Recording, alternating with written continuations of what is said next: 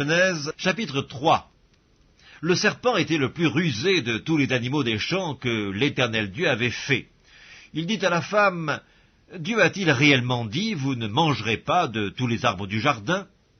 La femme répondit au serpent, « Nous mangeons du fruit des arbres du jardin, mais quant au fruit de l'arbre qui est au milieu du jardin, Dieu a dit, vous n'en mangerez point et vous n'y toucherez point de peur que vous ne mouriez. » Alors le serpent dit à la femme, « Vous ne mourrez point, mais Dieu sait que le jour où vous en mangerez, vos yeux s'ouvriront et que vous serez comme des dieux, connaissant le bien et le mal. » La femme vit que l'arbre était bon à manger et agréable à la vue, et qu'il était précieux pour ouvrir l'intelligence.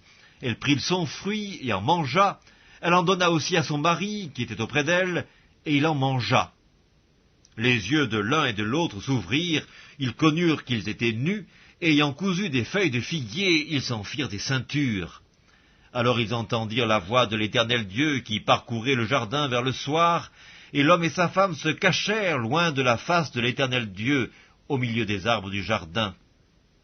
Mais l'Éternel Dieu appela l'homme et lui dit, « Où es-tu » Il répondit, « J'ai entendu ta voix dans le jardin, et j'ai eu peur parce que je suis nu, et je me suis caché. » Et l'Éternel Dieu dit, « Qui t'a appris que tu es nu? Est-ce que tu as mangé de l'arbre dont je t'avais défendu de manger ?» L'homme répondit, « La femme que tu as mise auprès de moi m'a donné de l'arbre, et j'en ai mangé. » Et l'Éternel Dieu dit à la femme, « Pourquoi as-tu fait cela ?» La femme répondit, « Le serpent m'a séduite, et j'en ai mangé. » L'Éternel Dieu dit au serpent, « Puisque tu as fait cela, tu seras maudit entre tout le bétail et entre tous les animaux des champs. Tu marcheras sur ton ventre, et tu mangeras de la poussière tous les jours de ta vie. Je mettrai inimitié entre toi et la femme, entre ta postérité et sa postérité.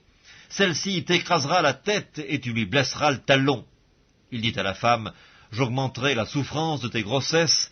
Tu enfanteras avec douleur, et tes désirs se porteront vers ton mari, mais il dominera sur toi. » Il dit à l'homme, « Puisque tu as écouté la voix de ta femme, et que tu as mangé de l'arbre au sujet duquel je t'avais donné cet ordre, tu n'en mangeras point, le sol sera maudit à cause de toi. C'est à force de peine que tu en tireras ta nourriture tous les jours de ta vie.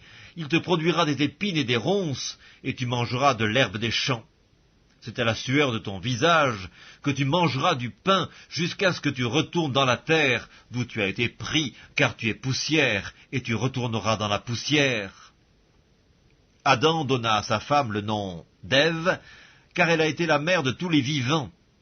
L'Éternel Dieu fit à Adam et à sa femme des habits de peau, et il les en revêtit.